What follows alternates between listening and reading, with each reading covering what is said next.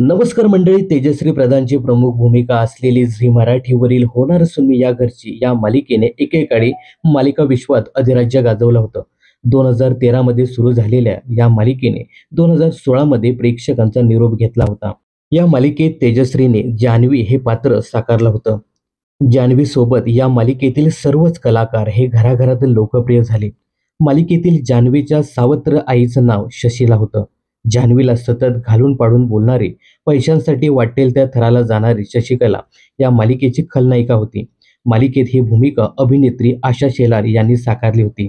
आशा शेलार ही आता बऱ्याच कालावधीनंतर झी मराठीवर पुन्हा एकदा पुनरागमन करत आहे. तर झी मराठीवर कमळी ही नवी कोरी मालिका लवकरच प्रेक्षकांच्या भेटीला येते. या मालिकेचा एक नवा प्रोमो प्रेक्षकांच्या भेटीला आलाय.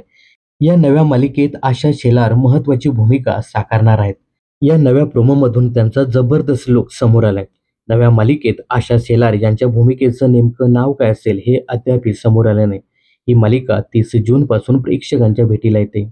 या मालिकेच्या निमित्ताने विजय बाबर आणि निखिल दामले ही फ्रेश जोडी सर्वांना ऑन स्क्रीन पाहायला मिळेल.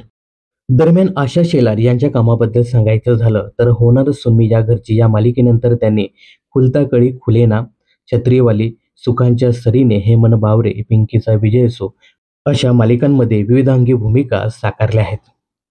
तर आशा शेलार यांच्या कामाबद्दल तुम्हाला काय सांगायचं हे कमेंट्स करून नक्की सांगा. मनोरंजन क्षेत्रातील अशाच फिल्मी अपडेट जाणून घेण्यासाठी चॅनलला सबस्क्राईब करायला विसरू नका.